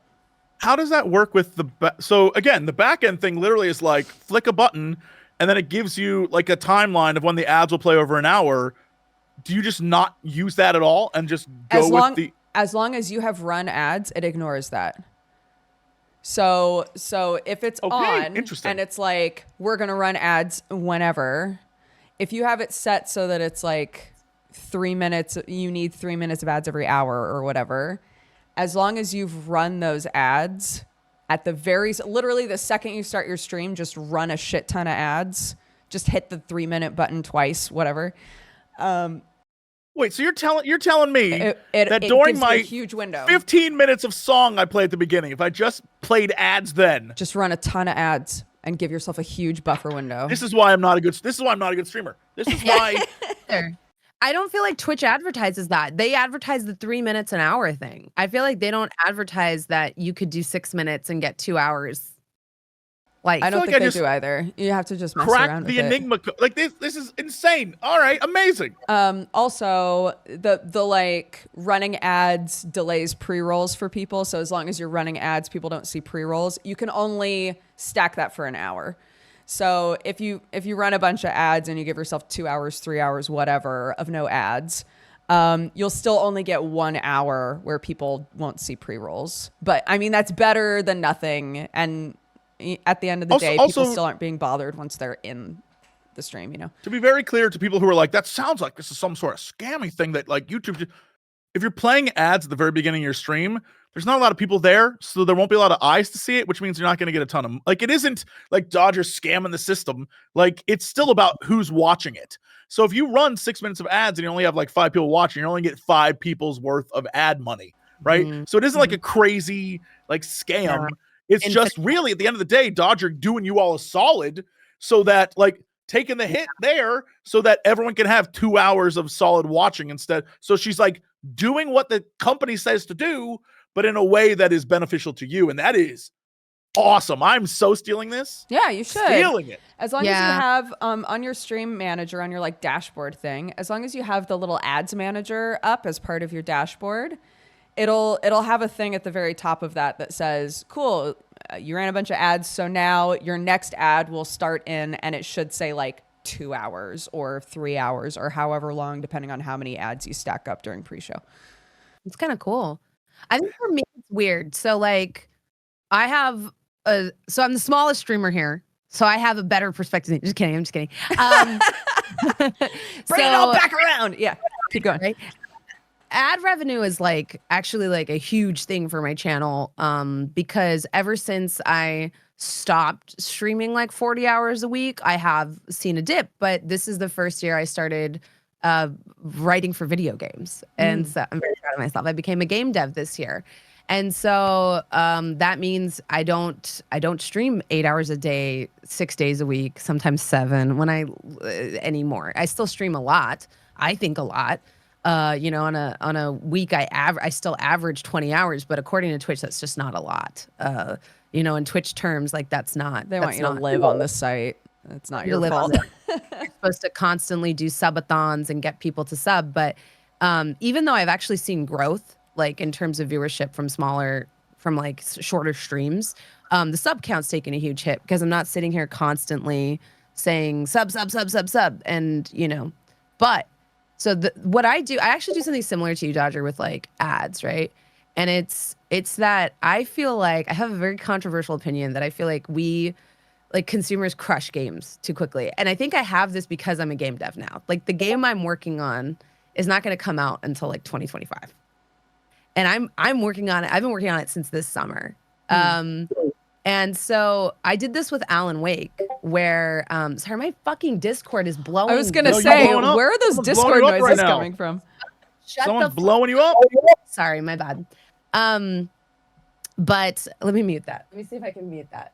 But I tried this with Alan Wake too, and I feel like you really appreciated it, Jesse, because you actually came into one of these streams where you were like, I love watching my friends play games. What can I say? You were like, you just got this part. Oh my God, I'm so excited. And I was like, I use the ads actually now, like every hour as a moment to like sit and think about what I just consumed. Cause I only play games in 3-hour chunks now. And my life has changed in such a good way because it like takes me 2 weeks to beat a game now, but I feel like I don't have this like split second reaction to it of like, oh, this was disappointing or this was bad. I feel like I actually get to like sit and enjoy things now. Is that wild? Like I actually feel like I get to like really think about what's happening in the game. So when the ads are playing, I pause the game and I actually sit with the people that are I guess subbed, and I talk to them about like, well, this is where I'm thinking of, this is what I think is happening in this game. I find myself like more emotionally attached to Alan Wake than I did in the past because I'm realizing like this is a story, like, he's not a good person, but I'm still rooting for him. And I talk about, like, you know, and I try to get chat's read on it. Like, this is, you know, I remember saying, coming to a realization about myself, that I came into this game dreading that I was going to have to play Saga Anderson, that I was going to have to play another character's POV, because I was so attached to Alan Wake, and that the game did such a good job that I actually ended up really enjoying her sections. And so, like, I think, like, it's nice to, it's like eating in between courses and taking a moment to be like, you know what? I came here for the steak, but the deviled eggs they brought out, those were actually really good. And like, kind of like engorging the whole meal and being like, I'm stuffed. And really, I just remember the last thing that happened, the dessert. That was so good. I kind of like taking these little pauses, and it's really upped my appreciation for the video games I've played this year. It's just, I've been playing Rogue Trader. I haven't been playing it in 8-hour chunks. I've been playing it in 3-4-hour chunks. Things that would have frustrated me and made me, like, turn off the game, like really tough battles because I'm playing on hard, if I'd played in 8-hour chunks. Now I'm like, it doesn't frustrate me as much, because I'm like, you know what? I'm gonna turn this off. I'm gonna come back to this tomorrow. And all of a sudden, I just enjoy the game a little bit more. And so I love the ad breaks because it gives me a second to pause. And then I get to talk to chat and be like, I don't know how I'm going to beat this encounter. I have to really think this through. I don't know if I should come back to this, if I should just do this today. And it's kind of like getting up and stretching a little bit. It's brain stretching. Yeah, like just sitting there, taking a moment, realizing, oh, I've been so into this game, I haven't been reading chat. Now's my chance to catch up with them, get chat's impression of the game. What kind of Inquisitor would you play, or you be in 40K? Right. Talk about our armies, our kill teams, and then come back to it. Like, it's just nice. It's just nice. I've been enjoying it a lot. Good. I've also been enjoying gaming off stream a lot. That's something I've been forcing myself to do in 2023. I'm a big proponent of playing games, like recording games for YouTube. I feel like this is a dying thing. Jesse's nodding his head, because I know Jesse does this, like, where you have a game you play on stream, but then you have a game, like, footage you record for YouTube. The audience can tell. I know Twitch streamers think they're slick. Like, no, I'm going to chop up this VOD and put it on YouTube. And no, your audience can tell when you have recorded something for YouTube. Oh, for sure. The vibe is so different. So fucking different, because you're naturally more comfortable. You're chilling. You're vibing. It's okay if you die on this boss fight 14 times, because you don't have to worry about dwindling interest from chat or people saying that they got it on the first try and you fucking suck. Like, you're in a completely different mode, because there's like this safety net of like, this is recorded. So I can, you know, like, I don't know. It's a different vibe. It's like playing pre-recorded D&D versus live D&D. They're different animals.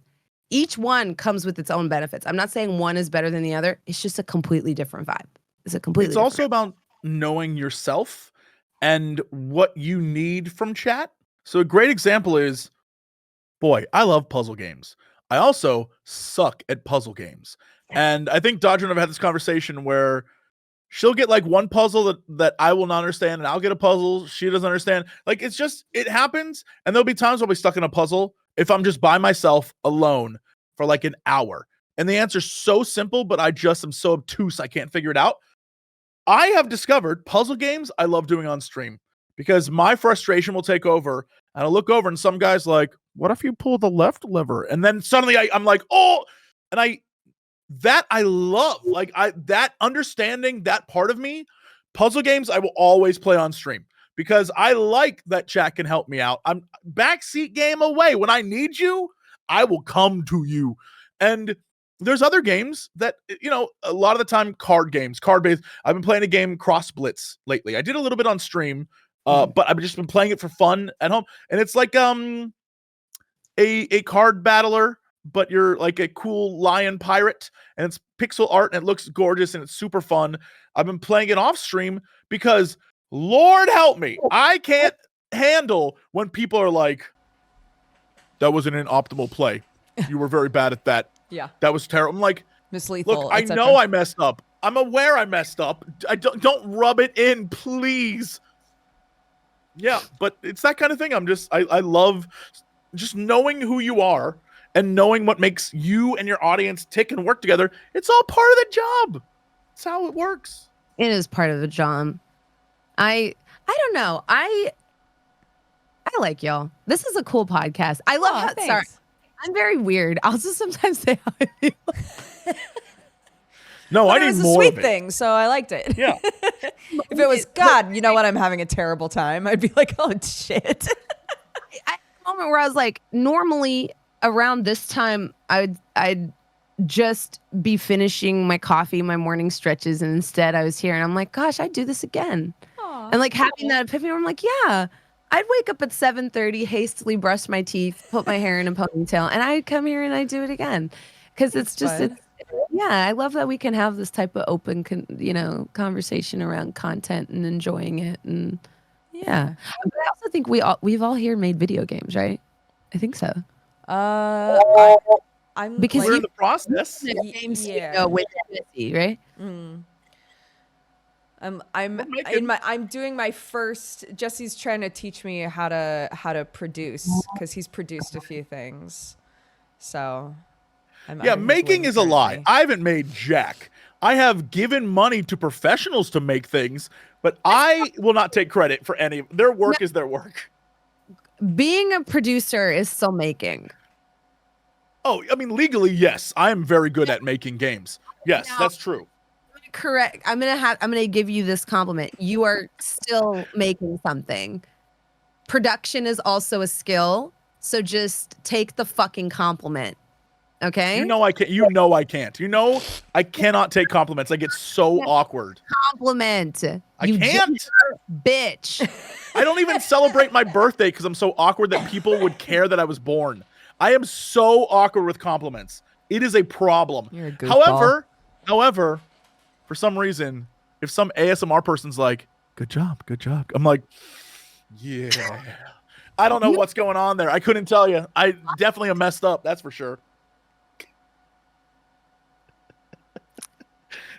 Don't sit here in silence. How dare you? How dare you do this to me? What do we do Chat. now? You Chat. tell me follow good up. job. You tell me Y'all good are- job, and then we end the podcast. Y'all are seeing this, right? Y'all chat.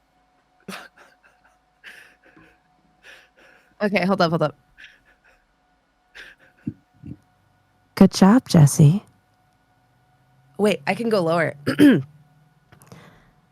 Good job, Jesse. You're doing a very good job today. I need someone to clip that and put it on repeat for like 25 minutes. Thank you. 25 minutes. Yeah. I'm gonna see. You don't understand. I'll put that on while I'm editing a video because that's where I'm at my lowest. Mentally, physically, spiritually. I need someone to be like, "You're doing good. You're doing a good job," and I'll just be like, I'm going to Edit. send you a bill. I'm going to Venmo you and be like, you're going to get a money request. And then it's going to come with the should. audio me going, you're doing a good job today, Jesse. "Oh, I want that. You have no. I will pay you Okay. for that." I'm telling you, I have to put like white noise on in the background sometimes while I edit because I'm so obsessive with editing and it's so boring. It is. Oh It's my the god, worst. it's the I worst. hate editing. Yeah, The it sucks. editing minds are so real, especially because like I'm like you, I'm so particular about timing, about editing. And that's also why I appreciate a good editor though. Like I'm the person that For will sure. watch like a Dimension 20 episode and be like, and everyone will be like, Brennan Lee Mulligan's so good. I'm like, he's okay. This editor? Who is this editor? Who edited this video? Or they'll be like, this new Critical Role thing looks so good. I'm like, it's okay. But whoever edited the trailer?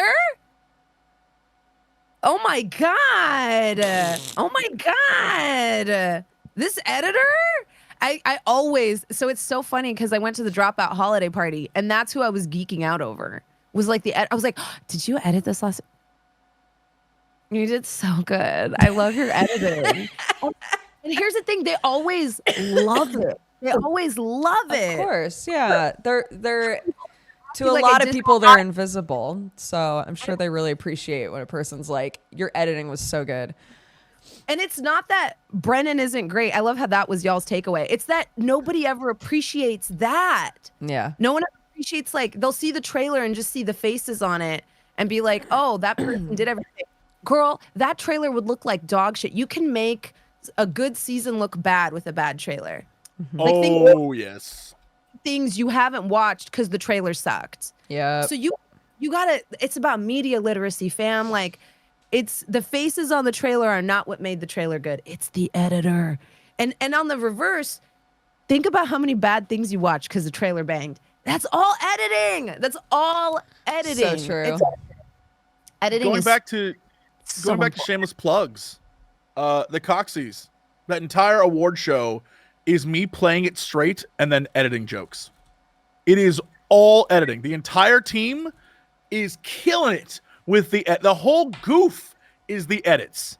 We have audience reaction clips that are so funny. That's just editing. It is. I'm doing nothing of comedy value at all. The entire thing is 17 minutes of great editing. That's it. You're totally correct. Of you and I painting Warhammer, it's like half of it is editing jokes. It's just me and Jesse doing a sponsored Age of Sigmar painting stream. And Mari fucking put so many goddamn jokes in there that that's like it. And it would be like you saying like, oh, you got to ooptis doopty. And it'd be hard cut to me being like with a human, just like weird, just like, or like text that like all of it was like editing jokes. And it made us look so good. It made that stream, because I love that video. I go back and watch it once a year.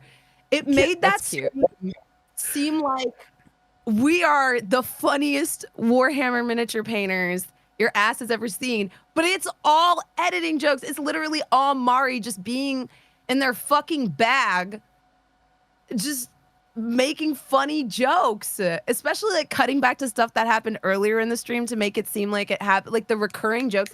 Y'all, let me tell you, editors, seasons live or die. Editors. On good editing. Editors. Pinch his fingers. Yeah. I love the difference is when this podcast goes live on YouTube, I'll be the one editing, and you can see how there's no funny editing jokes at all.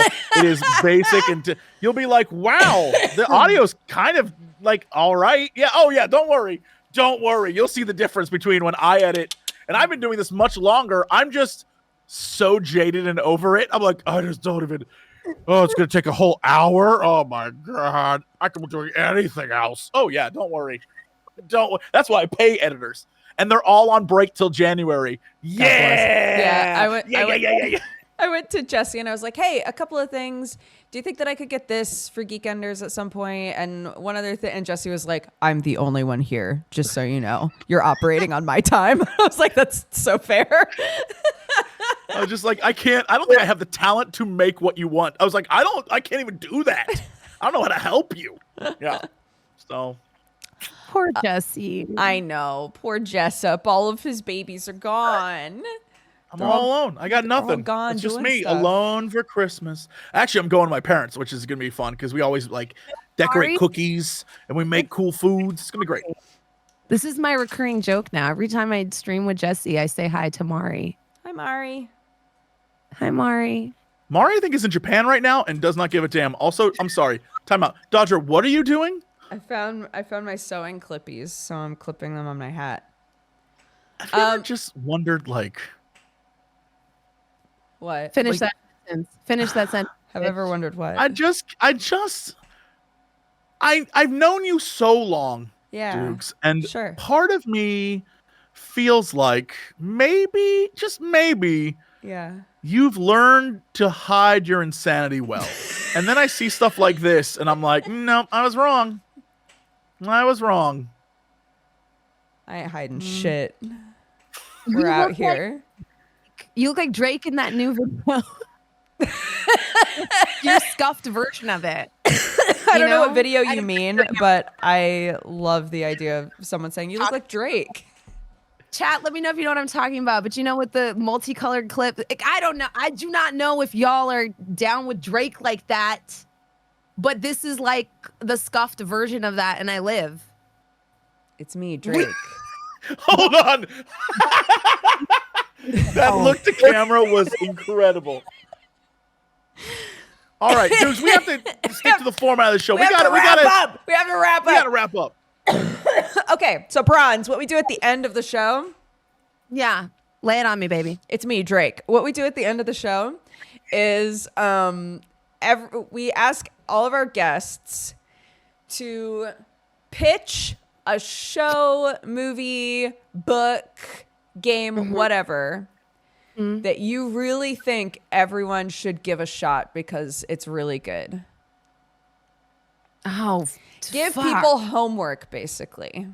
Give people homework. We can give you examples of other homework if you would like. But this is your opportunity to give people homework. I love that do you still have a list of all the things we have yet to do? Yeah. So I told everybody to watch 5 episodes of Bluey. Jesse told everybody to watch 5 episodes of Ted Lasso. Joe told everybody to watch 5 episodes of Black Sails. Crendor came on out of left field and told everybody to watch 5 episodes of Family Feud. God bless. Criken came on and told everyone to play Not Safe for Broadcast. Is that the name of the game? I've already done it. That's a great game. Yeah. And then we had Sips, and Sips told us to do what? I'm forgetting. I think raise turtles in a flood, I think, is what that whole episode was about. Raise tortoises in a flood was the thing. Yeah. Oh, by the way, Crendor told me Twin to tell Peaks. you. He told us to watch Twin Peaks. Okay. And I've already seen it, so I'm good. Crendor told me to tell you that all tortoises are turtles. So technically, I'm correct. So take that. I win. Okay. Damn. Okay. Now, this is me trusting Crendor that he knows science. And I may be falling for a great tactical error here. I'm going to go Google that while Bronze is thinking of homework for everybody. Okay. I think my homework is okay. I feel like everybody has already seen this, but I just discovered it last year and it's my personality now. Okay. Last year, for context, I celebrate Diwali, not Christmas, but I still enjoy like the Christmas spirit and holiday. Last year for Christmas, I watched Band of Brothers, and it became my whole personality. And it turned me into a World War II nerd. E Company, let's go. Yes, Easy Company. Curry. With the way it works now and things getting deleted and stuff off the internet all the time, and with things merging, networks merging, and shows going away, my homework is watch Band of Brothers. It's so good, even if you don't like war movies or war shows. It's about more than that. It's about like what it means to be human, and roasting David Schwimmer, which is awesome. And roasting David Schwimmer. So, and what leadership means. It's about like, it really shows you like what a good leader is versus a bad leader is. And that sometimes being a leader requires sacrifice. And I highly recommend it.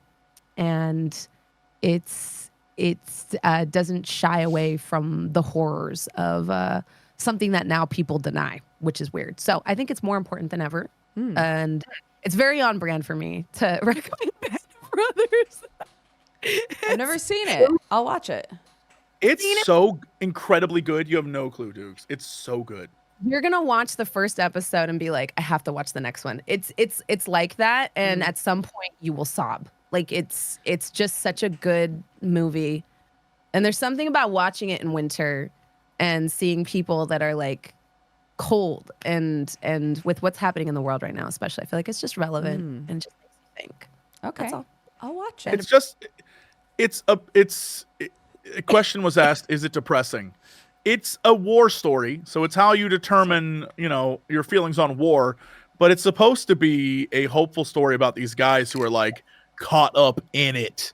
And so there's a lot of very good moments that I simply will not spoil, but I mean, it's war. So if you're, there's violence and there's a lot of like terrible things that happen in war. So, it's how you handle that stuff. But there's a clear message to what they're trying to do. Hello, it's me, Dodger. I'm back. What? Drake, where'd you go? Was Drake here? Oh, Drake- he might have gone back to Canada. I thought Drake Okay. was on Kick, but I guess like he's back on Twitch. Wow. That's crazy. I can't believe he showed up exactly when I was gone. Yeah, you missed him. Damn. Yeah. Next time. It's wild. Wild how that works. All right. Thank you all so much for watching Geekenders. Bronze, tell everybody who you are and where they can find you and what you're going to be doing.